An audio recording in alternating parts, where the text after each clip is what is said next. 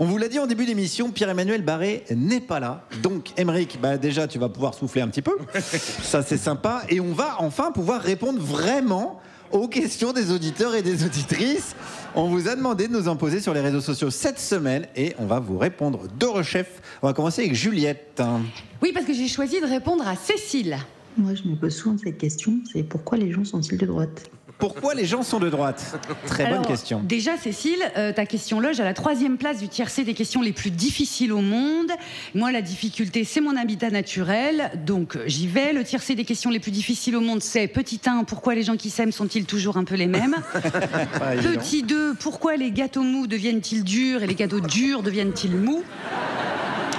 Et 3e question, pourquoi les gens sont-ils de droite? Et bien sûr, je n'ai pas la réponse. J'ai dit que j'aimais la difficulté, j'ai pas dit que j'avais les diplômes. Cependant, je perçois la légitimité de l'inquiétude de Cécile. Avant, c'était facile. Les gens, ils revendiquaient être de gauche. Et les autres, ils disaient « Oh là là, mais moi, je vous mets un défi de savoir si je suis de gauche ou de droite. » Et on savait que Léa Salamé était de droite. De nos jours, à intervalles réguliers, on peut voir des gens sauter sur les tables pour gueuler d'un air réjoui « Je suis de droite, voilà ma gloire, mon espérance et mon soutien. » C'est un chant catholique. Ce qui nous fait paniquer un poil. Pour autant, Cécile, à votre question, eh bien, je vais répondre comme une psy par une autre question. Et vous, Cécile, à quel endroit êtes-vous de droite? Non, ne me dis pas, à aucun endroit, ça ne se peut pas. Regardez-moi, par exemple, je me dévoue, prenez exemple. Je ne partage pas mes frites, voire je pique celles des autres. Les gens en retard, j'ai envie de les énucléer. La transpiration, quand c'est pas la mienne, je suis même plus de droite, je suis fasciste. Et au fond de moi, je ne peux pas m'empêcher de penser que l'orthographe, c'est un drapeau rouge. J'ai honte, mais au fond de moi, il y a une voix qui dit « Sérieusement ? Tu sais pas la règle pour accorder le participe passé avec l'auxiliaire avoir ?» Après, j'ai honte, mais c'est ça que j'ai pensé.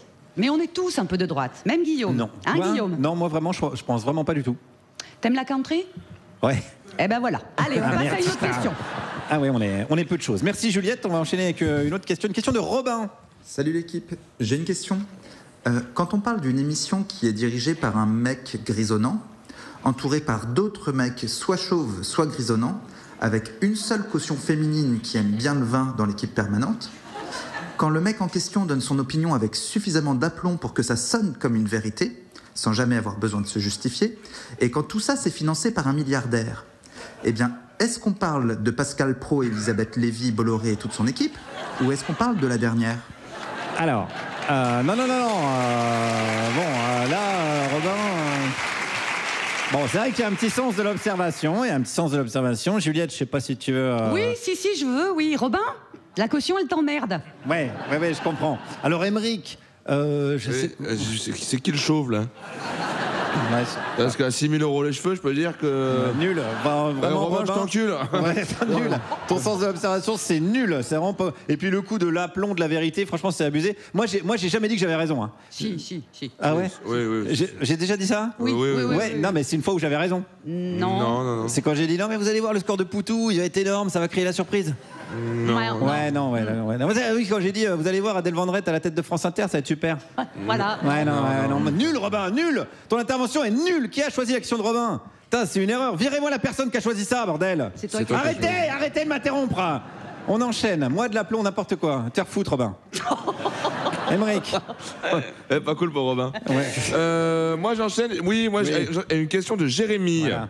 Salut l'équipe de la dernière. Tout d'abord, un grand merci de nous offrir une émission sans Pierre-Emmanuel, ça fait plaisir. Et ma question maintenant, pourquoi vous y avez pas pensé plus tôt? Très bonne question. Alors, je dis la vérité, hein. Ouais, je dis la vérité.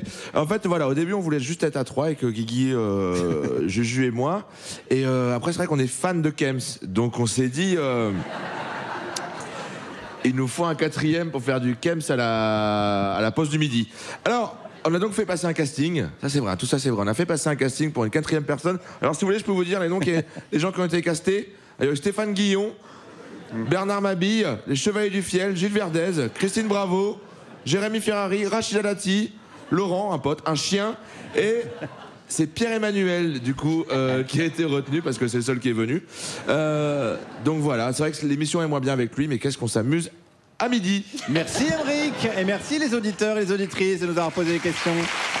Merci à vous.